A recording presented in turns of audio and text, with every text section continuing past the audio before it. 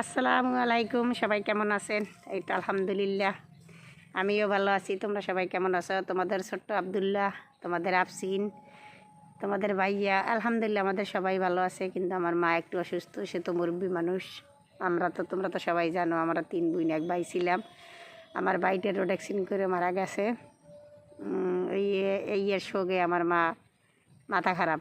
আজকের প্রায় 13-14 বছর ধরে আমার মা তার সন্তানের শোকে সে অসুস্থই থাকে।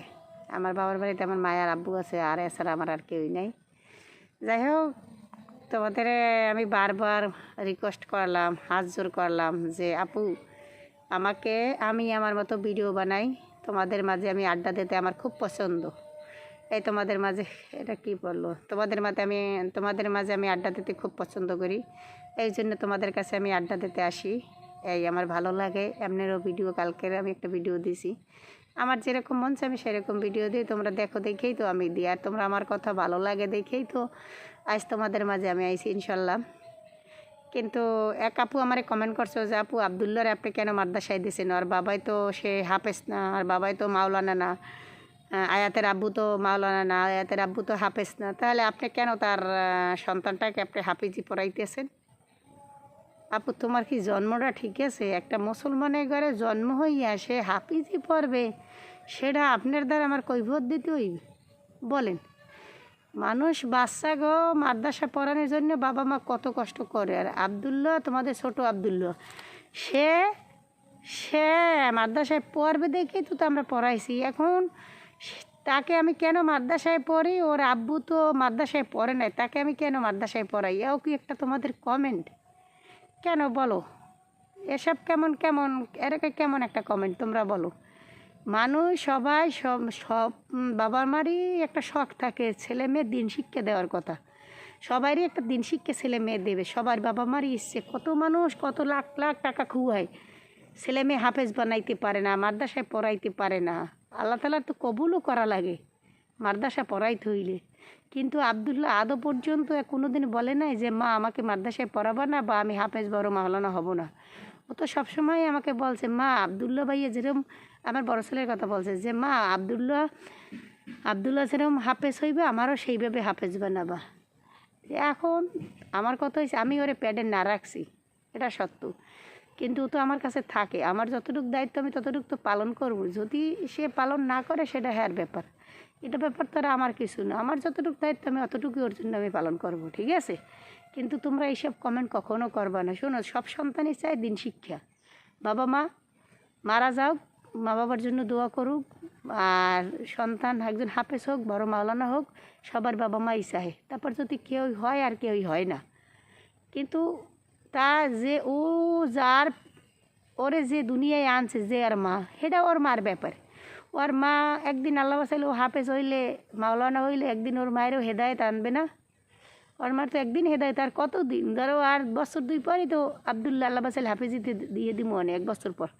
তাই নাজরানা সব মিলে জিলেই ওর তো আলহামদুলিল্লাহ 2-3 বছরের মধ্যে ইনশাল্লাহ আশা করি আর 12 বছরে আমি হাফেজ বানাবো, যাতে আল্লাহ কবুল করে। বাকিটু পরে আল্লাহর ইচ্ছা। বাবা মার সৎ থাকা লাগে, বাবা মার দোয়া আল্লাহ কবুল করে। মা বাবার পর্দা করা লাগে, মায়ের পর্দা করা লাগে, বাবার পর্দা করা, বাবার সৎ কামাই লাগে, তারপর সন্তান হাফেজ হয়। এছাড়া সন্তান কখনো আবার হয় আল্লাহর রহমত ছাড়া কেউই হাফেজ হইতে পারবে না, ঠিক আছে? আর একটা কথা, আরেকটা আপু বলছে যে তিশাকে ব্লক করতে মানা করছে, আপনাকে কেন মানা করে নাই? শোনো আপু, ওর ব্লক আর আমার ব্লকের লাগে দিনের এক পার্থক্য, ঠিক আছে? ও তোমার ভাইয়ে কাউরি মানা করে নাই। যার মনে চায় তার তার যে যেভাবে মনে চায় সেইভাবে সে ব্লক করো। আমি যখন চ্যানেল খুলছি তখন আমাকে বলছে, কিন্তু কোনো দিনও তুমি ওই সামনে ওই গায়ে মাথায় কাপড় ছাড়া তুমি কোনো দিনও সামনে মিডিয়ার সামনে আসতে পারবা না। আমাকে বলছে কোনো সময় মিডিয়ার সামনে গায়ে মানে মাথা তোমার ফেস যেন কেউ দেখে না, আর যতটুকু স্বাভাবিক ততটুকুই তুমি কিন্তু আসবা, এর উপরে তুমি আসতে পারবা না। যদি মনে চায় তাই খুলবা, নাইলে তুমি খুলবা না। তারপর তো তার শর্ত আমি মেনে তারপর তো আমি বলে গাইছি, পেজ খুলছি, নাইলে তো আমি পেজ খুলতাম না। আর তুমি মনে করো কি এই আমি যেই পেজ খুলছি, কেন খুলছি, কম কষ্টে তো আর আমি খুলি নে। আর এই পেজ খোলা কি ভালো? ভালো মেয়েদের কি এই পেজ খোলা দরকার? কম আমি তো বলি এই মিডিয়া জগতে আসা কি ভালো? ভালো মেয়েদের ঘরের মেয়েরা কি এই মিডিয়া জগতে আসে? তুমি বলো। ভালো মন্দ মিলেই সবাই আসছে। আমি আসছি সঠিক পথে। আমি কখনো বলি, আবদুল্লাহর আব্বুরে আমি বলছি, আমি কখনো ওই মাথায় কাপড় হালাইয়া ফেস আমি দেখাবো না, আর বিনাইতে আমি আসবো না। তুমি মুক্তি থাকো, এই জন্য তো আমি আসছি। আমি তো মূলত আসছি আমার বড় আব্দুল আফসানার জন্য। ওরা দুনো ভাই বোনে হাফিজি পড়ে, এই কারণে আমি আসছি, নাইলে মূলত আমি আসতাম না। ঠিক আছে, শোনো, মিডিয়ায় কেউরে বাদ দেবে না। অনেকজন অনেক কথা বলবে। আজকের আমার 2টা সন্তানের বেতন আছে মাসে 10,000 টাকা। তোমরা কেউই দেবা 5,000 টাকা? যে না আপু তুমি ব্লক করা বাদ দিয়ে দাও, 5,000 টাকা আমাকে আমরা দেবো, অনেক কেউই দেবে না। ঠিক আছে, মানুষ ব্যবসা বাণিজ্য করে না, সঠিক পথে মানুষ ব্যবসা বাণিজ্য করে না। এখন মিডিয়া জগতে আসলে কি সবাই খারাপ হয়ে যাইবে বলো? মিডিয়া জগতে আসলেই মাথার চুল মেলা দিয়া, এরপর জিন্সের প্যান্ট পিন দেওয়া, তারপর ডিস্কো দিয়ে তারপর কি মিডিয়া আসা লাগে বলো? এরকম কোনো মিডিয়া আসতে নেই। আমি আমার মতো স্বাভাবিক মতোই আমি মিডিয়া আসছি। তবে ভালো মানুষ এই মিডিয়া জগতে আসে না, যেটা সত্য সেইটাই আমি বলবো। আমার ভুল আমি স্বীকার করবো। আর একটা কথা হয়েছে আপু, শোনো, আমার লাইফ আর তোমার ভাইয়ের আগের লাইফ, সেটা দিনের রাত পার্থক্য। ঠিক আছে, এই ব্যাপারে আমি আর একদিন তোমাকে বলবো। আমি খুব হিসাব করে চলি। শোনো, আমি তোমার ভাইয়ার হ্যাঁ, একটা আপু কমেন্ট করছো কি, আপু 8 বছর সংসার করছে। 8 বছর সংসার করে একটা মেয়ে কখনো ডিভোর্স নিতে চায় না। হ্যাঁ, কথা সত্য, ডিভোর্স নিতে চায় না। আপু তোমার ভাইয়ে কি আগেও কামাই করে না? করছে, কম করছে, আর এখনও তো সে কামাই করে। কামাই করে তার বউ বাচ্চায় সে খাওয়ায় না, যতটুকু স্বাভাবিক ততটুকুই সে দিতে পারে।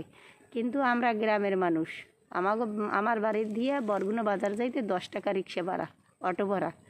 কিন্তু শোনো, তোমার আমি আগে পরশুদিন একটা ভিডিওতেও বলছি যে তোমার ভাইয়ার ইনকাম ছিল 10 টাকা, আর সে খরচ করছে 40 টাকা। ওই 30 টাকা তার ঘাটতি ছিল, ওই 30 টাকা সে তার মার কাছ দিয়ে আনিয়া তারপর ওই মার কাছ দিয়ে সে চলছে।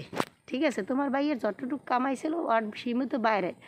ধরো আমি একটা মুরগি আনি, তোমার ভাই একটা মুরগি আনে, যদি ওই মুরগি দিয়ে আমি 2 দিন, আজকের অর্ধা খাই কালকের অর্ধা খাই, ওই মুরগি দিয়ে আমি 2 দিন খাই।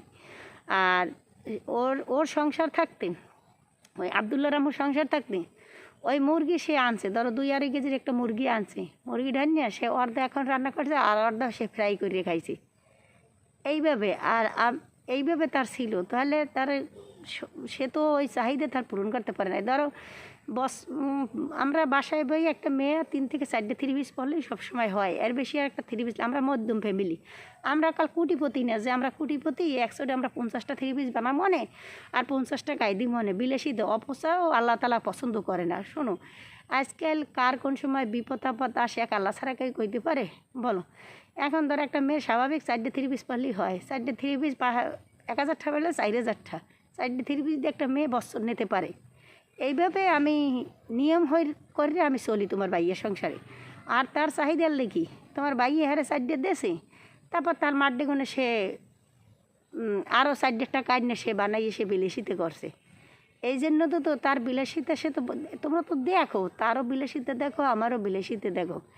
ধরো আমরা মরিচ ভর্তা আলু ভর্তা ডাল দিয়ে আমার 2 দিন চলে সংসার, আর তার বেলায় এরকম সংসার চলে নাই, তাদের খাওয়াই ছিল অন্যরকম। তাহলে এই সংসার কোনো দিন টেকে? তোমরাই বলো, এই সংসার কোনো দিন? তবে তো হ্যাঁ, বলেছে কি আমার মার কাছ দিয়ে টাকা এনে, আমার মা কি বাসা ভাড়া লাগবে, আম্মু টাকা দাও, কারেন্ট বিল আসছে, আম্মু টাকা দাও। এগুলো হইলে ভুল কথা।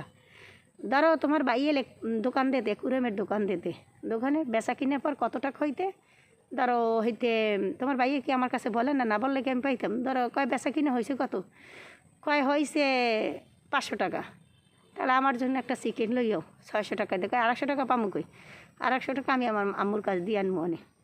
তার এইভাবে চাহিদা ছিল, সে এইভাবে করছে। ঠিক আছে, কিন্তু মূলত তার চাহিদা ছিল খুব সীমিত, আর তোমার ভাইয়া ছিল।